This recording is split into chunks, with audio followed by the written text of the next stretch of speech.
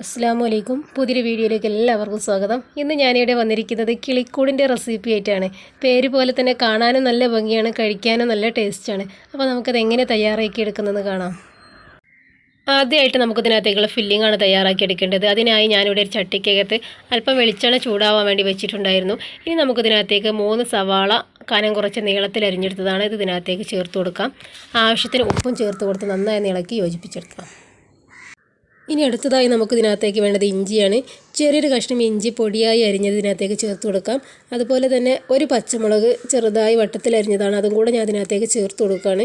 എരിവ് നിങ്ങളുടെ ഇഷ്ടത്തിനനുസരിച്ച് ചേർത്ത് കൊടുക്കുക. നല്ല എരിവ് ഇഷ്ടമുള്ളവരാണെങ്കിൽ 2 or 3 പച്ചമുളക് വരെ ചേർത്ത് കൊടുക്കാം. ഇനി എല്ലാം കൂടെ നമുക്കൊന്ന് ഇളക്കി യോജിപ്പിച്ചെടുക്കാം. അല്പം കറിവേപ്പില കൂടി നമുക്കിതിനകത്തേക്ക് ചേർത്ത് കൊടുത്ത് നന്നായി ഇളക്കി കൊടുക്കാം. ഇനി നമുക്കിതിനകത്തേക്ക് അല്പം മഞ്ഞൾപ്പൊടി, 1 ടീസ്പൂൺ കുരുമുളക് പൊടി എന്നിവ ചേർത്ത് കൊടുത്ത് നന്നായി ഇളക്കി കൊടുക്കാം. 10 മിനിറ്റ് മീഡിയം ഫ്ലെയിം വെച്ച് നന്നായി ഒന്ന് വഴറ്റിയെടുത്തിട്ടുണ്ട്. ഇനി നമുക്കിതിനകത്തേക്ക് വേണ്ടത് ഉരുളക്കിഴങ്ങാണ്.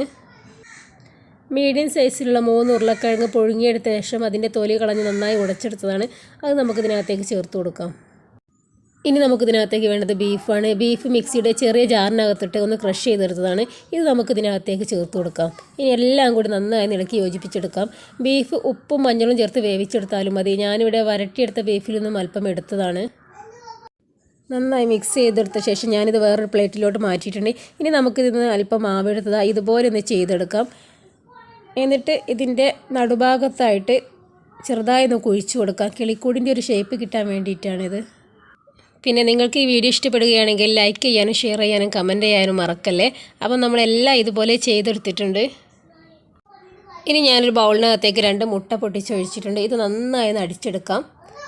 ഇനി നമുക്ക് നമ്മൾ നേരത്തെ ഷേപ്പ് ചെയ്ത് വെച്ചിരിക്കുന്ന മാവ് ഓരോന്നായി ഇതിനകത്ത് മുക്കിയെടുത്ത് സേമിയക്കകത്ത് ഒന്ന് കോട്ട് ചെയ്തെടുക്കാം. ഇത് നമ്മൾ സേമിയ പായസത്തിന് ഉപയോഗിക്കുന്ന സേമിയേക്കാളും ഇച്ചിരി കൂടെ കട്ടി കുറഞ്ഞ സേമിയാണ്. ഇത് പാക്കറ്റിനകത്ത് തന്നെ പീസായിട്ടാണ് സേമിയ ഉണ്ടാവുക. ഇനി നമ്മൾ തിരിച്ചു മറിച്ചു വിട്ട് നന്നായി ഒന്ന് പ്രസ് ചെയ്തെടുക്കണം. ഇത് കാണുന്ന സമയത്ത് തന്നെ കിളിക്കൂടിൻ്റെ ചുള്ളിക്കമ്പിൻ്റെയൊക്കെ ഫീൽ കിട്ടാൻ വേണ്ടിയിട്ടാണ് നമ്മൾ സേമിയക്കകത്ത് കോട്ട് ചെയ്തെടുക്കുന്നത്.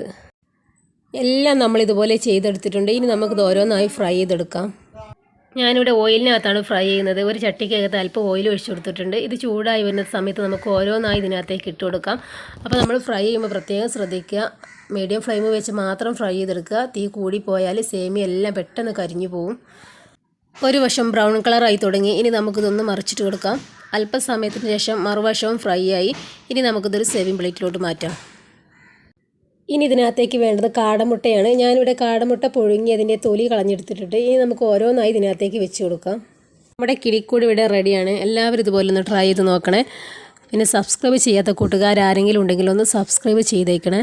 പുതിയൊരു വീഡിയോയുമായി വീണ്ടും വരാം. അസ്സലാമു അലൈക്കും.